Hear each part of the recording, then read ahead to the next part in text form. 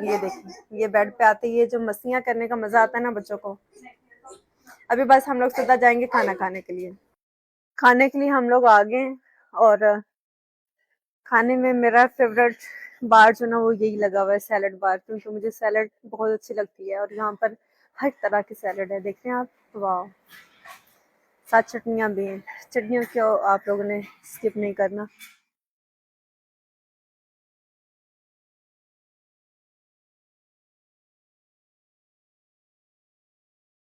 ये कौन सी चटनी है, नाम भी नहीं है। और फिर यहाँ पर आ गया ये हमारा डिजर्ट बार, बच्चों ने इस पे लुट डाल दिए।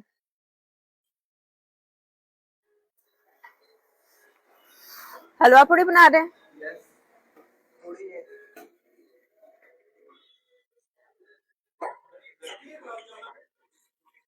ये चपली कबाब है। वो खाना देख के भूख लग गई।